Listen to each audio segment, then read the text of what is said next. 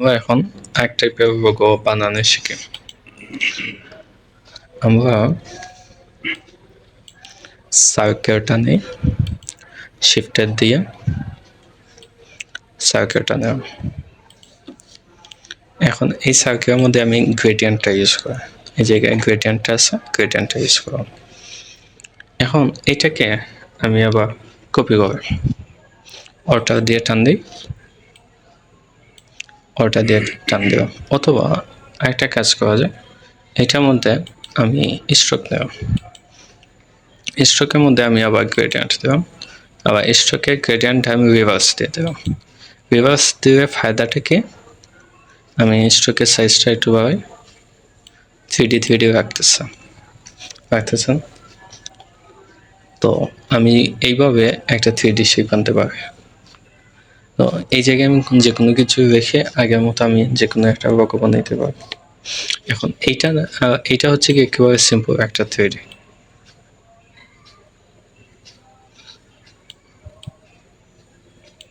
আচ্ছা, এখন আমি এটা যখন বড় করতেছি একটা জিনিস, স্ট্রোকটা কি হয়ে যাইতেছে, ছোট হয়ে যাইতেছে। আবার যে সময় ছোট করতেছি স্ট্রোকটা কি হয়ে যাইতেছে, বড় হয়ে যাইতেছে। এটা একটা সমস্যা না? যখন ডিজাইনটা বানাবো তখন যদি এই টাইপের সমস্যা হয় তাহলে তো বিশাল সমস্যা। বিকজ আমি এক পেজ থেকে অন্য পেজে নিব, তখন তো সমস্যা দেখা দেবে। তখন আমি কি করব, এই স্ট্রোকটাকে আমি এক্সপ্যান্ড করব। এখন কি হয়েছে,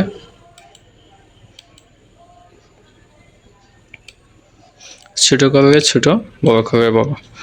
এখন এই জায়গায় মধ্য জায়গায় একটা টান আসতেছে, এগুলো রেজুলেশনের জন্য, আবার সেপারেশন।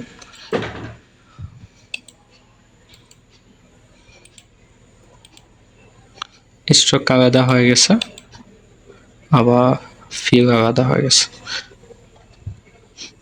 স্ট্রোক আলাদা, ফিল আলাদা। আচ্ছা, এইভাবে না নিয়ে আমরা অন্যভাবে নিতে পারি, দুইটা লেয়ার নিয়ে নেব, একটা স্ট্রোক একটা ফিল। সাপোজ শিফটে ধরে আমি একটা নিলাম, আবার সেম এই জিনিসটা আমি কপি করলাম, অল্টার ধরে টান দিই।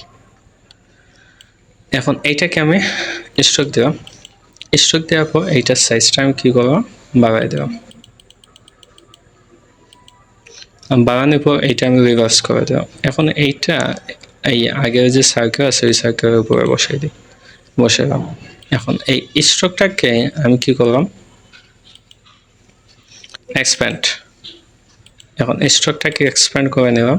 এখন দুটাই আমি ছোটো করে, সমস্যা না, দুটাই আমি বড় করে, সমস্যা না, বুঝছি?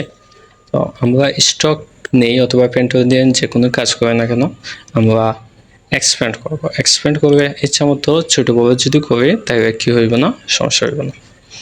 আচ্ছা, এখন আমরা পেন্টুল নেই, পেন্টুল নিয়ে আমি একটা গ্রাফ নেই।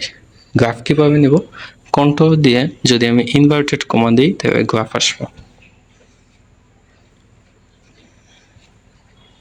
কন্ট্রোল ধরে যদি আমি ইনভার্টেড কমা দিই তাহলে গ্রাফ আসবে। এখন আমি স্ট্রোকটা নেওয়ার পর আমি একটা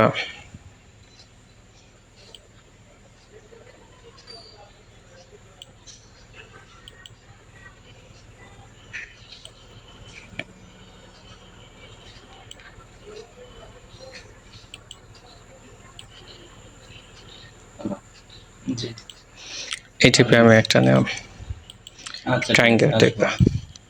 তারপর এইটাকে আমি কি করলাম, রিভার্স। এখন এটা মধ্য জায়গা আমি কেটে নিই। মধ্য জায়গায় কীভাবে কাটতে হয় আমি একটু আগে দেখাইছি।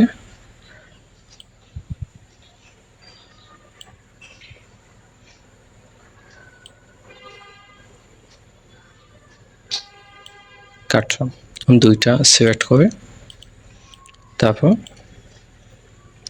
ব্লেন্ডার টুল, অল্টার ধরে, তারপর অল্টার ধরে যতটুকু অংশ কাটা দরকার কেটে নেওয়া।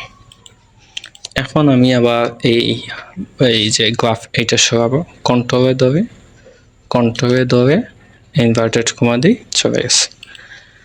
এখন এটা তো আমরা রেডিমেড কি বসাইলাম, গ্রেডিয়েন্ট বসাইলাম। এখন গ্রেডিয়েন্টের কালারটা আমি চেঞ্জ করবো। আমি গ্রেডিয়েন্টের উপর দুইটা ক্লিক দিই, ক্লিক দেওয়ার পর এই জায়গায় নিচে আছে ডিফারেন্ট কালার, উপরে আছে ডিফারেন্ট কালার। আমি একটা কালার দিই, আমি চাইতেছি রেড টাইপ একটা জিনিস হোক। তো এই জায়গায় গ্রেডিয়েন্টের এই মাথায় হচ্ছে গিয়ে রাইট আর এই পাশে হচ্ছে গিয়ে টিপ। তো এই পাশে আমি রেড রাইট যে রেড আছে ওইটা আমি দিই। রেড রাইট কোনটা হইব, এইটা এইটা দেওয়া যায়। ওই পাশে আমি ডার্কটা দিই। দুইটাই মোটামুটি সেম হয়ে গেছে। এই পাশে আরেকটা কম।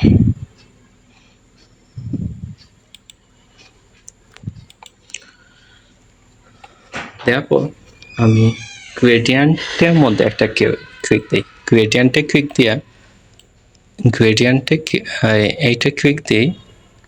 ক্লিক দেওয়ার পর গ্রেডিয়েন্টে ক্লিক দিই। ক্লিক দিয়ে আমি ইচ্ছা মতো একটু চেঞ্জ করি। দুটো কালারই সেম হয়ে গেছে, সো চেঞ্জ হইতেছে না। আমি এই জায়গায় একটা এক্সট্রা কালার নিয়ে আসে, সাদা। সাদা নিয়ে আসো। এখন আমি গ্রেডিয়েন্ট নিয়ে টান দিই। এখন একটু চেঞ্জ হইব।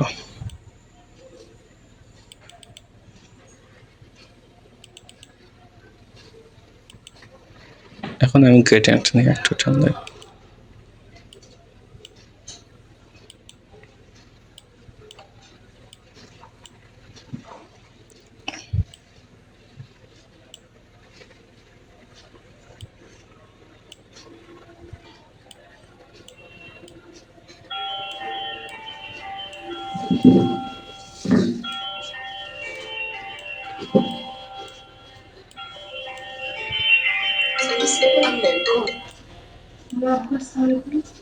তারপর এই জায়গায় আমি যে কোনো কোম্পানির নাম দিই।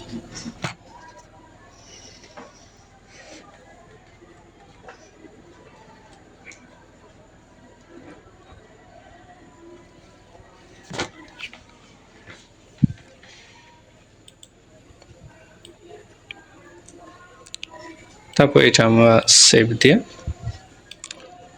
এই জায়গায় দিয়ে দিই।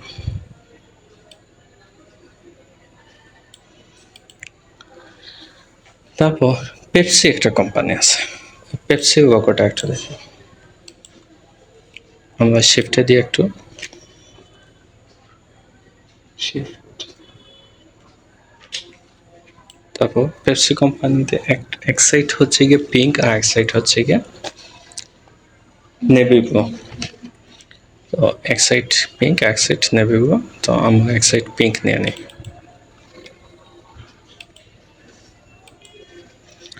এখন এইটাকে আমি লক দিই, লক করে কন্ট্রোল টুতে লক করা যায়। আবার কন্ট্রোল অল্টার টু মারে যদি আনলক হয়ে যাবে। আচ্ছা, এখন নতুন রেয়ার নেই। ইলাস্ট্রেটর একটা জিনিস রেয়ার নেওয়া প্রয়োজন হয় না, তবু আমরা রেয়ার নেব। এটা লক করলাম। তারপর পেন্ট্রো নেই, উপর থেকে শুরু করে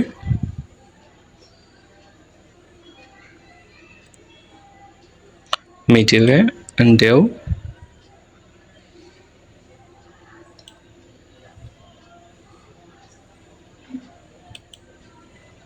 আবার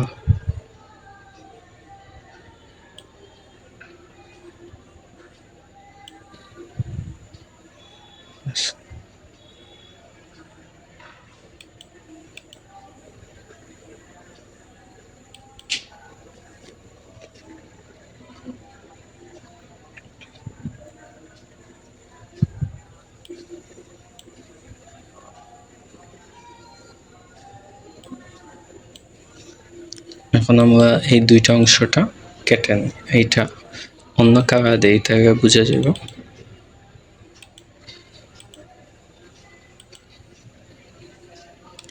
দুইটা সিলেক্ট করে আমি অল্টা ধরে পাথ পয়েন্টার ট্রু দিয়ে আমি কেটে দেব। কাটছো না? লক করো। আচ্ছা, আমি এটাকে আনলক করে এখন দুটাই সিলেক্ট করে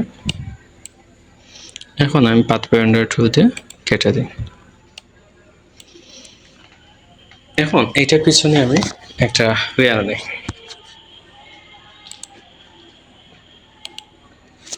লেয়ারটা আমি সার্কেল নিই, শিফটে ধরে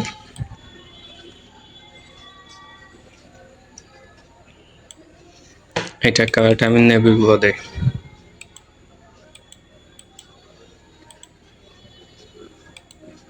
এটা এখন ম্যাচ করে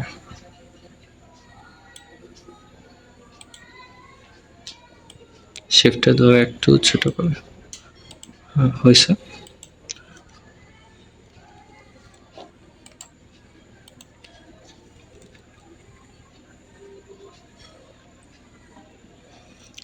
এই পেপসি কোম্পানির লোগো এইটুকু।